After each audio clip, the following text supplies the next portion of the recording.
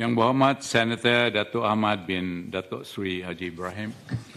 Terima kasih Datuk Yang di-Pertua. Soalan saya nombor 2. Terima kasih Datuk Yang di-Pertua dan Yang Berhormat Senator. Kelestarian alam sekitar adalah elemen penting yang perlu diberi perhatian dalam pembangunan ekonomi negara.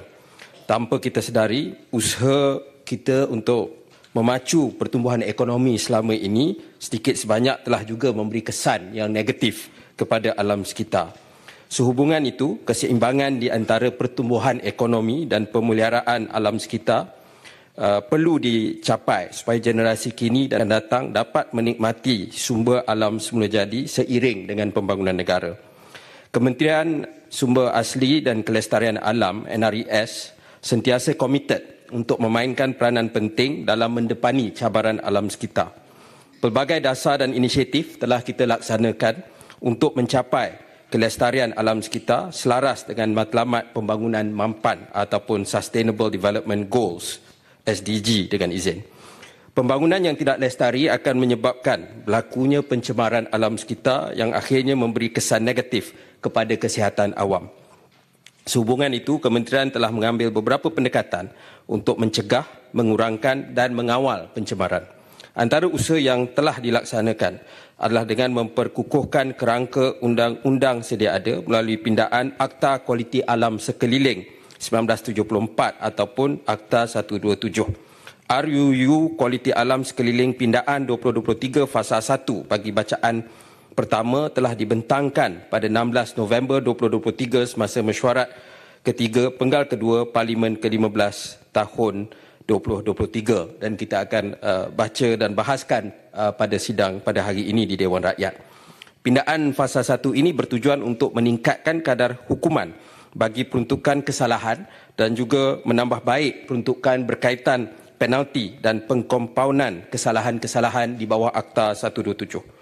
Peranan dan fungsi akta ini dapat diperkukuhkan lagi melalui aktiviti pencegahan pencemaran, penguatkuasaan undang-undang dan kawalan alam sekitar dan yang bersepadu bagi memastikan isu-isu pencemaran alam sekitar dapat ditangani dan secara holistik dan berkesan sekaligus dapat menjamin kesejahteraan dan kesihatan awam.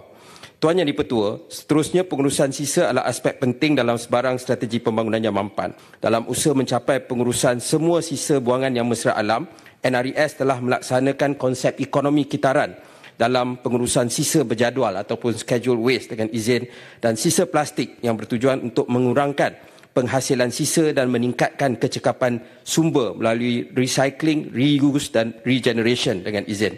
Kementerian melalui Jabatan Alam Sekitar telah melesenkan sebanyak 114 buah premis yang boleh menerima e-waste di seluruh negara. Daripada jumlah tersebut terdapat 13 buah fasiliti kemudahan pemerolehan kembali luar tapak sepenuhnya ataupun full recovery facility dan mereka menjalankan proses perolehan kembali logam seperti emas, perak, besi, aluminium dan kuprum. Sekarang dipanggil sebagai urban mining. Inisiatif ini telah menyumbang kepada peningkatan sebanyak 33% kadar kita semula buangan terjadual pada tahun 2023. Sedikit lagi, Tuan Yang Di-Pertua. Selain itu, kementerian telah memperkenalkan Pelan Hala Tuju Malaysia ke arah sifar plastik sekali guna dan Malaysia Plastic Sustainability Roadmap. Pelaksanaan inisiatif ini adalah bertujuan untuk mengurangkan penggunaan plastik sekali guna.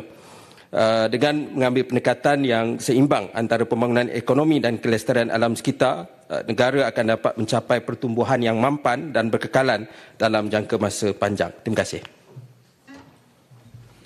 Soalan tambahan yang terima kasih. Terima kasih Yang Berhormat Menteri. Apa galakan yang akan ditekankan oleh kementerian dalam konteks alam sekitar dan matlamat pembangunan lestari SDG Sustainable Development Goals? Terima kasih.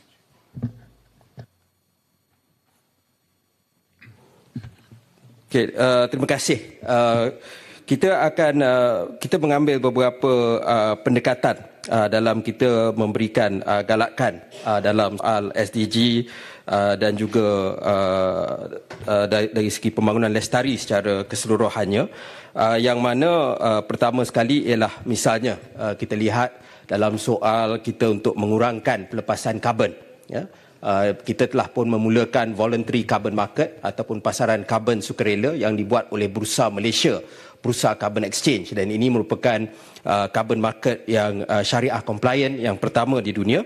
Jadi dengan itu ada insentif bagi mereka yang ingin offset pelepasan karbon. Ya, misalnya sekarang syarikat-syarikat penerbangan ataupun Grab sendiri, ya, kita memesan makanan, kita ada peluang untuk offset karbon tersebut. Jadi kita menyediakan satu pasaran karbon sukarela untuk membolehkan wang yang mereka belanjakan ini kemudian dapat disalurkan termasuk dalam nature-based solutions, misalnya memulihkan hutan yang rosak. Itu sebagai salah satu contoh yang kita bekalkan. Pada masa yang sama, kita juga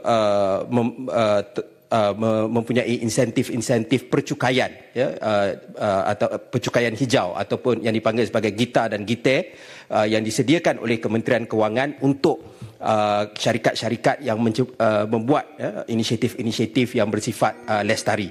Ya, jadi itu antara sebahagian insentif-insentif yang kita berikan ke arah peralihan kepada pengurusan alam sekitar yang lebih lestari. Soalan tambahan. Sila. Ya. Mohon Menteri menyatakan kerangka polisi dan dasar yang akan diberi penekanan dalam portfolio alam sekitar, perubahan iklim dan sumber asli selaras dengan matlamat pembangunan lestari SDG. Terima kasih. Terima kasih Tuan Yang Dipertua, terima kasih Yang Berhormat Senator. Kerangka dasar bagi portfolio di bawah NRES akan menumpukan kepada pembangunan yang seimbang dari sudut ekonomi, sosial dan alam sekitar ke arah masa depan negara yang mampan. Kerangka dasar di bawah portfolio alam sekitar menumpukan kepada aspirasi melindungi bumi melalui pengurusan alam sekitar yang lestari. Melalui kerangka ini, aspek pengurusan alam sekitar yang diberi penekanan adalah peningkatan kualiti dan kawalan pencemaran udara, pengurusan sisa plastik di persekitaran darat dan laut serta penambahbaikan pengurusan sisa buangan terjadual. Di bawah portfolio perubahan iklim, Kementerian akan terus menumpukan kepada usaha mencapai aspirasi global Malaysia iaitu memenuhi obligasi dan komitmen di bawah Nationally Determined Contribution dengan izin menjelang tahun 2030, sasaran bebas pelepasan karbon net zero carbon emissions seawal 2050 serta pengurangan pelepasan gas methane di bawah Global Methane Pledge. Kerangka dasar ke arah mencapai aspirasi ini merangkumi penggubalan akta dan perundangan, pembangunan pelan hala tuju serta tindakan adaptasi dan mitigasi.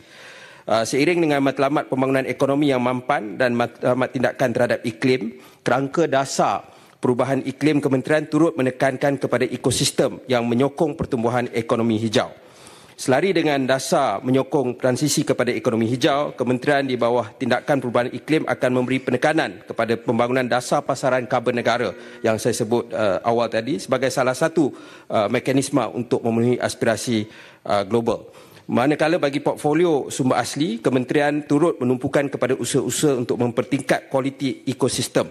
Inisiatif ini termasuklah pewartaan kawasan perlindungan, pewujudan koridor ekologi serta pemulihan dan penghutanan semula.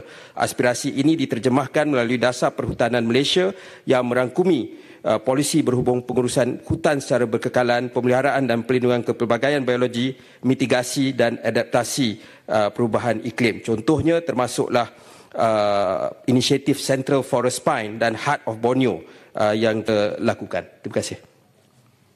Soalan tambahan, Tuan Dipertua. Sila. Perancangan dan pembangunan perlu meletakkan peranan serta fungsi alam sekitar sebagai indikator utama dalam pertumbuhan ekonomi negara.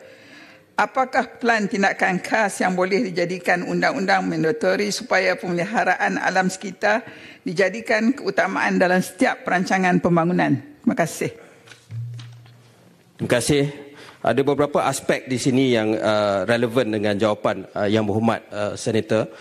Yang mana yang pertama sekali ialah selain daripada pindaan fasa pertama Akta Kualiti Alam Sekeliling yang kita sudah buat bacaan pertama pada November tahun lepas dan kita harap dapat selesaikan dalam sidang kali ini, itu lebih berbentuk kepada pindaan dari segi hukuman dan juga penalti dan kompaun.